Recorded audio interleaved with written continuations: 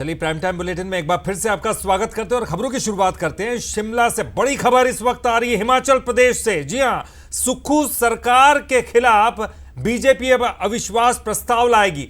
सरकार रहते राज्यसभा चुनाव में कांग्रेस को एक तगड़ी और बड़ी हार मिली है।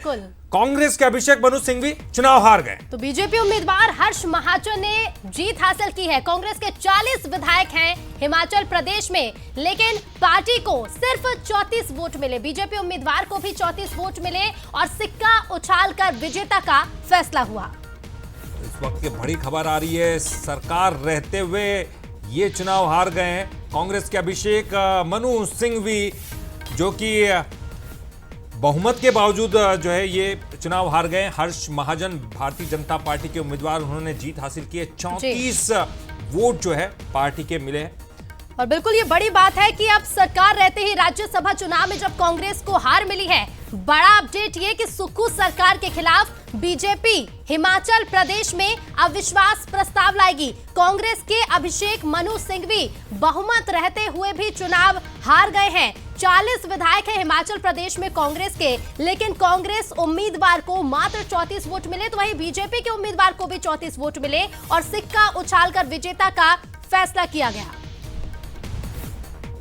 विधायक चुनकर कांग्रेस के चुनाव चिन्ह पर आया, वह 9 क्रॉस वोटिंग हुई है, जिसमें 3 तो आज़ाद उम्मीदवार है। उनके बारे में मैं कुछ नहीं कहना चाहूँगा। 6 जो उम्मीदवार चुनकर आए, जिन्होंने अपना ईमान ही बेच दिया, वो भारतीय जनता पार्टी को उनके क्षेत्रों में हरा कर आए हैं और यहाँ आकर वो पार्टी की जो अधिकृत उम्मीदवार हैं, वरिष्ठ अधिवक्ता, हमारे प्रसिद्ध अधिवक्ता, हिंदुस्तान के सबसे लीडिंग लॉयर, उनके खिलाफ उन्होंने वोट दिया। तो क्या लगता है आपको कि वो नाराजगी का वोट था?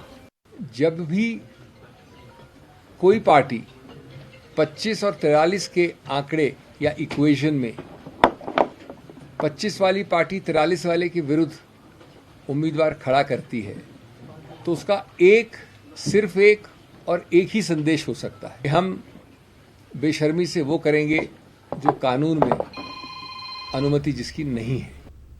तो इधर कर्नाटक से भी खबर आई। कर्नाटक में कांग्रेस के तीनों राज्यसभा के उम्मीदवार जीत गए। जी, अजय माकन, नासिर हुसैन और जीसी चंद्रशेखर को जीत हासिल हुई है, तो वहीं बीजेपी के नारायण भंडागे को जीत मिली है। बता दें, बीजेपी के एक विधायक ने क्रॉस वोटिंग की है। तो कर्नाटक की अगर बात करें तो यहाँ कांग्रेस के तीनों राज्यसभा उम्मीदवार जीत गए हैं। अजय माकन, नासिर हुसैन और जीसी चंद्रशेखर ने जीत हासिल कर ली है राज्यसभा चुनाव में, और बीजेपी से नारायण भांडागे को जीत मिली है।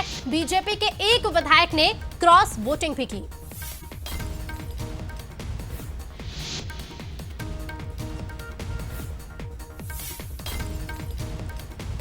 और चलिए, इस पर ज्यादा जानकारी के लिए हम सीधे रुक करेंगे। हमारे साथ हमारे न्यूज हेड शरद द्विवेदी जी जुड़ गए हैं। शरद जी, अगर देखा जाए वहां का गणित तो 40 विधायक कांग्रेस के हैं, 34 ने अभी अगर देखा जाए तो राज्यसभा में वोटिंग की है, लेकिन 35 बहुमत का आंकड़ा है।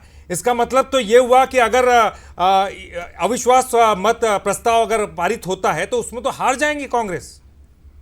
देखिए, ये अब बहुत क्रूशियल स्थिति में हिमाचल प्रदेश की सरकार दांव पर लग गई है, और ये भी है कि बीजेपी अभी वहाँ बजट सत्र भी चल रहा है हिमाचल प्रदेश में विधानसभा का, और बुधवार को वहाँ भारतीय जनता पार्टी अविश्वास प्रस्ताव लाने की तैयारी कर रही है। हालांकि अध्यक्ष उसकी अनुमति देते हैं कि नहीं, लेकिन जिसको कहा जाता है कि एक लोकतांत्रिक प्रक्रिया में आप अविश्वास प्रस्ताव को लंबा टाल नहीं सकते हैं।